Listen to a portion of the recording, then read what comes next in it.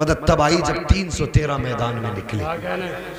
کسی کے ہاتھ میں ٹوٹی لکڑی تھی اور وہ 313 حضور کے حکم پہ نکلے تھے. کسی کے ہاتھ میں تلوار ٹوٹی, کسی کے ہاتھ میں ٹوٹی ڈھال تھی, کوئی خالی ہاتھ تھا, کوئی سواری پہ, کوئی پیدل تھا. اللہ اکبر. بدر کے میدان میں جب 313 آئے ہیں, نہتے آئے تھے, حضور نے سجدے میں سر رکھا تھا, رو کے کہا تھا یا اللہ یہ پوری زندگی کی کمائی لے کے آ گیا ہوں, اے میرے مالک اگر یہ مٹ گئے کوئی تیرا نام لینے والا نہیں ہوگا, اگر یہ ختم ہو گئے تو قیامت تک کوئی وحدانیت کا جھنڈا اٹھانے والا نہ ہوگا. اے میرے پروردگار ان کے پاس تو تلواریں بھی نہیں ہیں, ان کے پاس تو نیزے بھی نہیں ہیں, یہ خالی ہاتھ آئے ہیں اور تیرے اوپر بھروسہ کر کے آئے ہیں. خدا کی قسم جب حضور نے رو کے کہا تھا, ٹھنڈی ہوا کا جھونکا آیا, حضرت جبریل آئے, کہتے آقا مبارک ہو 3000 فرشتے لے کے میں آ گیا ہوں. پھر ٹھنڈی ہوا کا جھونکا آیا, میکائیل آ گئے, یا رسول اللہ 3000 فرشتے میں لایا ہوں.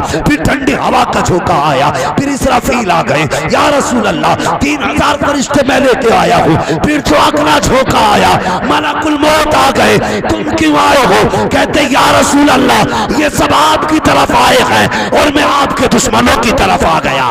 نعرے تکبیر. ذرا دونوں ہاتھوں کو اٹھا کر جواب دے, نعرے تکبیر, نعرے رسالت. علماء اہل سنت مسلک اعلی حضرت جشن غوث الورا کانفرنس علامہ مفتی حماد صاحب قبلہ, نعرے تکبیر.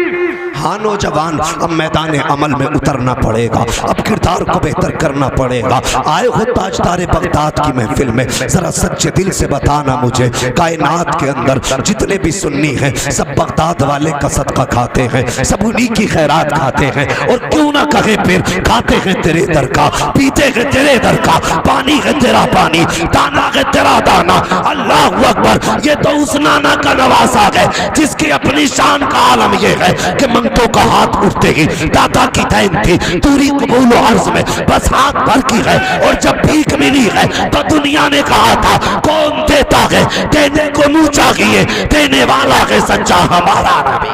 نعرے تکبیر, نعرے رسالت. آئے ہو سے پاک کی محفل میں, اب ذرا دل پہ ہاتھ رکھ کے بیٹھنا, دل پہ ہاتھ رکھ کے بیٹھنا. میں آئینہ ہوں, دکھاؤں گا داغ چہرے کے, جسے خراب لگے سامنے سے ہٹ جائے, جسے خراب لگے سامنے سے ہٹ جائے. اور تم نے سنا ہوگا سرکار غوث پاک کے والد, جانتے ہو بچپن سے سنتے آ رہے ہیں, وہ یار یہ سنیوں کا مقدر ہے, ہم نے تو چولہے پر بیٹھ کے بھی روٹی کھائی, امی نے اگر کہانی سنائی تو بغداد کے تاجدار کی سنائی ہے. ہم تو وہ نصیب والے ہیں, ہمیں تو ان کا پیار گھٹی میں پلایا گیا. لیکن سن صرف کرامت پہ زندہ نہیں رہ سکتے, استقامت بھی دیکھنی پڑے گی. سبحان اللہ. استقامت بھی دیکھنی پڑے گی. وہ تم نے نہ سنا آپ کے والد کا تقوی کتنا بڑا تھا, دن بھر روزہ رکھتے, رات بھر نماز پڑھتے. وہ ایک دن افطار کے وقت کیا کیا تھا, کیا ہوا, دریا کے کنارے گئے تھے, پانی کی بھوک تیز کی لگی تھی, سیب اٹھا کے کھا لیا. اٹھا کے کھایا تھا کہ چین کے, سارے بولے اٹھا کے کھایا تھا.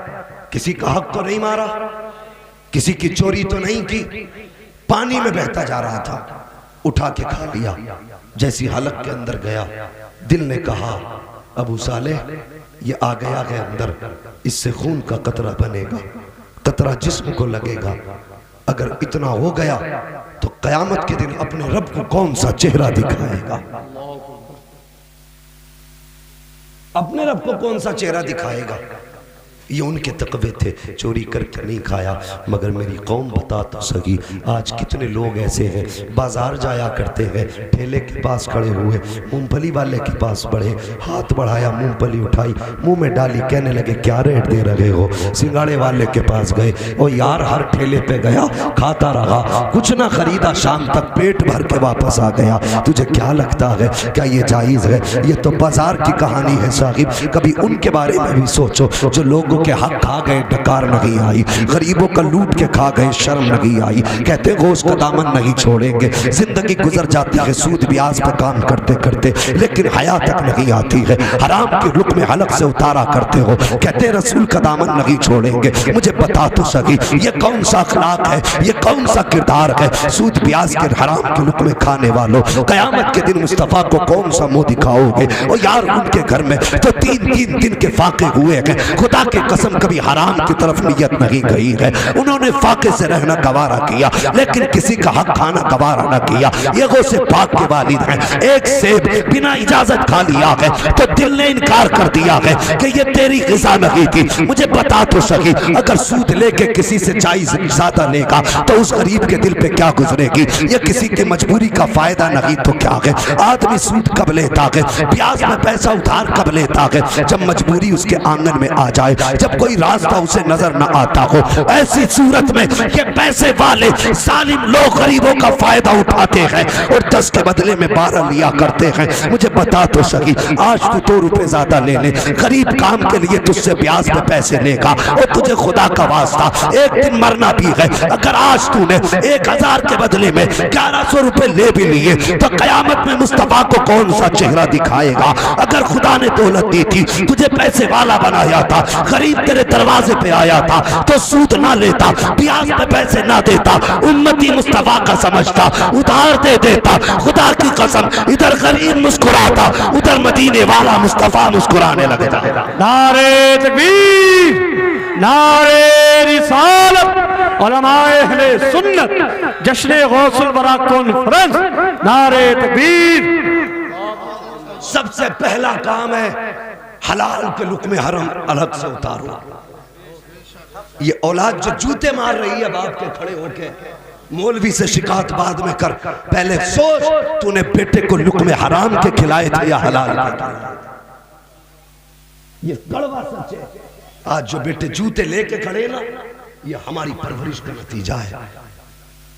ہم نے کل نہیں سوچا لانے سے پہلے، ہم جو لا رہے ہیں اس کا کیا بنے گا؟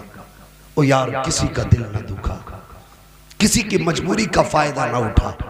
ہمارا اسلام تو یہ بھی اجازت نہیں دیتا کہ اگر کوئی شخص مجبوری میں زمین بیچنے لگے تو اس کی مجبوری کا فائدہ اٹھا کر کے اصل قیمت سے کم میں پہ زمین خریدی جائے، اور اسلام اس کی بھی اجازت نہیں دیتا، تو پھر کسی غریب کا خون چوس کی اجازت تجھے اسلام کیسے دے سکتا ہے؟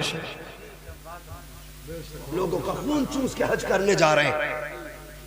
یہ قوم کا المیہ ہے، سب سے زیادہ سود بیاز اب قوم مسلم کے نیچے ہے۔ لوگ بیاز کو مال غنیمت سمجھنے لگے۔ مرنا بھی ایک دن اللہ کھڑا کرے گا اپنے آگے، سب سے پہلا سوال ہوگا بتا تو نے روزی کہاں سے کمائی تھی؟ کیا جواب دینا؟ وہ یاد رکھ، یہ بھی یاد رکھنا کسی کا پیسہ ناجائز اگر تم نے لے لیا تو یہ توبہ سے بھی معاف نہیں ہوگی۔ کیسے؟ اگر حق کھا لیا ہے کسی کا تو اس وقت تک معاف نہیں ہوگا جب تک حقدار معاف نہ کر دے۔ اور میری قوم کے جوان، تم اس سماج میں جی رہے ہو، خدا را فاقے سے مر جانا لیکن حلال لقمے کو ہونٹوں تک مت لانا، حلق تک مت لانا۔ اور میں اس قوم سے بات کر رہا ہوں اپنی، جو بازار جاتی ہے 2 ٹھیلے لگے ہوں، ایک کہتا 10 روپے کلو تو دوسرے کے پاس کان میں جا کے کہتا تو کیا روپے کلو دے گا؟ وہ بندہ کہتا کہ میں 9 روپے میں دے دوں گا، لے لے۔ کہتا نہیں ابھی اس سے پوچھوں جا کے، وہ تو ابھی 8 کو کہہ رہا تھا۔ ہم اتنے بڑے مطلب پرست ہو گئے، بازار میں کسی کی مجبوری کا فائدہ ہم اٹھاتے، پھر اس سے جا کے کہتا او یار وہ 8 میں دے رہا تو کتنے دے رہا؟ اسے اپنی مارکیٹ بنانی ہے۔ غریب کبھی کبھی اصل قیمت سے بھی کم میں دے دیتا ہے۔ وہ یار سوچ تو صحیح، اگر تو کسی سے سودا خریدنے آیا ہے تو یہ بھی سوچ اس کے بھی گھر میں بچے بیٹھے ہوئے ہیں، اس کے بھی کمائی کا انتظار بچے کر رہے ہیں۔ جب یہ شام کو جائے گا اس کے بھی بچے دوڑ کے آئیں گے، کہیں گے ابا کما کے کیا لائے ہو؟ وہ یار اگر تیری وجہ سے اس غریب کی 11 کی چیز 9 میں بک گئی تو بتا یہ بچوں کا سامنا کیسے کرے گا؟ اگر تیری وجہ سے ایک غریب گھاٹا کھا گیا تو بتا پھر یہ بچوں کو جواب کیا دے گا؟ اور تمہیں خدا کا واسطہ کسی کو مجبور کر کے سودا نہ خریدا کرو۔ اگر تمہیں پتا ہے کہ چیز گھٹیا ہے، آدمی غریب ہے، اور یار ایک نمبر کا آدمی نہ بن، کم سے کم غریب کے لیے اس گھٹیا کو زیادہ میں خرید لے۔ خدا کی قسم تجھے کیا پتا ہے ادھر غریب کا دسترخوان آباد ہوگا، ادھر اللہ تیری مرنے کے بعد قبر کو روشن فرما دے۔ نعرہ تکبیر، نعرہ رسالت، علماء اہل سنت مسلک اعلیٰ حضرت۔ چلے جاؤ مارکیٹ میں گھومنے، آج مسلمان سے سودا خریدتے ہوئے ڈر لگتا ہے۔ ہاں مسلمان سے سودا خریدتے ہوئے ڈر لگتا، کیوں؟ اس لیے کہ سوچتا ایک ہی گراہک سے دن بھر کی مزدوری نکالنا، ایک ہی دن میں اتنی بڑی بڑی لائٹیں لگا لی، بہت بڑی بڑی دکان میں۔ چلے جائیے ذرا رنگ بتانا کیا ہے کپڑے، اندھا کر کے بیچ رہے ہیں کپڑا، اور نہ حلال کھا حرام نہ کھا، دھوکہ دے کے تیرا میٹر 2 میٹر بک بھی گیا تو یہ یاد رکھ، جس مارکیٹ میں دھوکہ دے کے لوگوں سے تو پیسے وصول کر رہا ہے، اسی مارکیٹ میں تیرا کفن بھی بک رہا ہے، اسی مارکیٹ میں تیرا کفن بھی ہے۔ ایک دن مرنا ہے، خدا را دھوکہ نہ دے۔ اور باہر لکھ دیتے ہیں خریدا ہوا مال واپس نہیں ہوگا، کیوں؟ گھر جا کے کپڑے کی اصلیت پتہ چل جائے گی، اس لیے نہیں واپس نہیں ہوگا۔ لوگوں کی جیب کاٹ کاٹ کے 3 حج کریے، اور مارکیٹ میں آگے لکھوا دیا ھذا من فضل ربی، اس سے تیری دولت پاک ہو جائے گی۔ لوگوں کی جیبیں کاٹنے کے بعد کیا تم امیر ہو جاؤ گے؟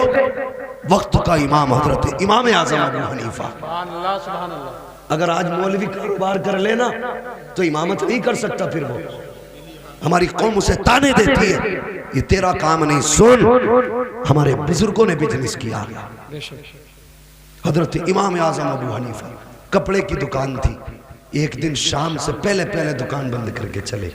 کسی نے کہا حضرت اتنی جلدی دکان بند کر دی؟ فرمانے لگے ہاں۔ کہا کیوں؟ کہنے لگے آج بادل آ گیا ہے، دکان میں روشنی کا انتظام نہیں، مجھے ڈر ہے کہیں کوئی مصطفیٰ کا کلمہ پڑھنے والا میری دکان میں آئے اور اندھیرے میں کپڑے کو پہچان نہ پائے، اور اس کو غلط سمجھ کر کے، گھٹیا کو اچھا سمجھ کے اگر اس نے خرید لیا تو کہتے ہیں میں قیامت میں اپنے رب کو کون سا چہرہ دکھاؤں گا۔ اور کبھی یہ سوچ کے دکان بند کی، لاک ڈاؤن لگا تھا۔